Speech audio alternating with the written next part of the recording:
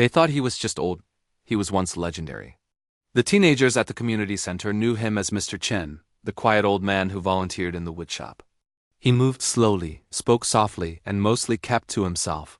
At 78, he seemed like just another retiree filling empty hours. Marcus Williams, 16 and convinced he knew everything, found Mr. Chen particularly annoying. The old man would shuffle over, offering gentle suggestions that Marcus didn't ask for and didn't want. "Your grip is too tight," Mr. Chen said one Thursday, watching Marcus struggle with the chisel. "Let the tool do the work." Marcus rolled his eyes. "I got it, old man." Mr. Chen just smiled slightly and moved on. He never pushed, never argued. The disrespect escalated over weeks.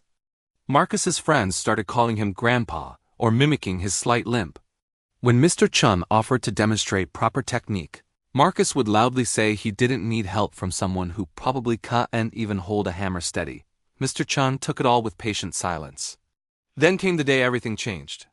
The community center announced a woodworking competition. The winner would receive a scholarship to a prestigious arts program. Marcus, confident in his talent, immediately decided to enter. He planned an elaborate jewelry box. Mr. Chen approached him. "That's ambitious," he said quietly. "Dovetails are difficult. Would you like some guidance?" Marcus just laughed.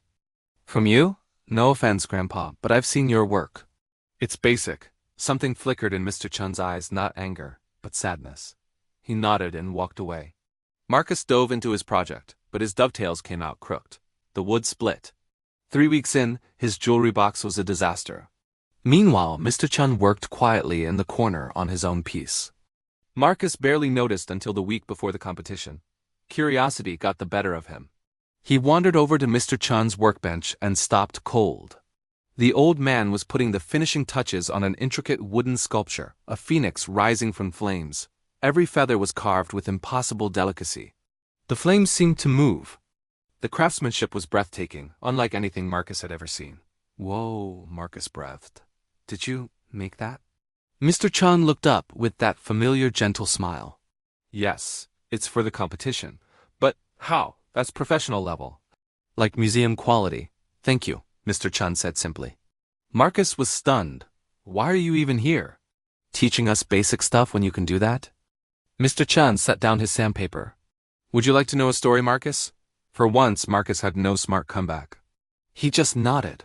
40 years ago, Mr. Chen began, I was the lead furniture maker for the Imperial Collection project in Taiwan. We created pieces for museums and presidential offices. I trained for 20 years under masters who trained under masters. Marcus felt his face flush hot with embarrassment. "When I immigrated here 30 years ago," Mr. Chen continued, "my credentials meant nothing. I didn't speak English well. I took whatever work I could find. Eventually, I opened a small repair shop. But why are you here?" Marcus asked, his voice smaller now. "At a community center dealing with kids who disrespect me?" Mr. Chen's eyes were kind. "Because I remember being young and thinking I knew everything. Because I had masters who were patient with me when I was arrogant. Because these skills die if we don't pass them on. And because some young person might actually want to learn if an old man is patient enough to wait for them to be ready." He gestured at Marcus's failed project. "Your design is good, your ambition is good. But you tried to run before you could walk. Would you like help?" Marcus swallowed hard. Yes. Please." What followed were the most humbling 3 hours of Marcus's life. Mr. Chen didn't just show him techniques. He explained the why behind every cut. They couldn't save the jewelry box, but Mr. Chen helped Marcus design something simpler, more elegant. A small wooden box with clean lines and perfect joints. Nothing fancy, but everything right. On competition day, Mr. Chen's Phoenix won first place, with judges calling it extraordinary craftsmanship. Marcus's box took third, and he was genuinely proud.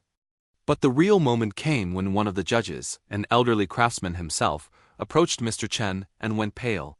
"Chen Wei?" he whispered, "from the Imperial Collection project? I saw your work in Taipei. I've studied your techniques. You're a legend. What are you doing here?" Mr. Chen smiled that gentle smile. "Teaching," he said simply. "Passing it on." Marcus stood nearby, finally understanding. The old man he'd mocked was one of the greatest woodworkers of his generation. And instead of bitterness, Mr. Chen had chosen patience, generosity, and a belief in the potential of disrespectful teenagers. Mr. Chun, Marcus said after the judge walked away, his voice thick. I'm sorry. For everything. Mr. Chun put a weathered hand on Marcus's shoulder. You learned. That's all that matters. Will you come back Thursday? Marcus nodded. Yeah, and I'll actually listen this time. Good, Mr. Chun said. I have 40 years of knowledge to share. If you're patient, I'll teach you everything. They shook hands, master and student, finally seeing each other clearly.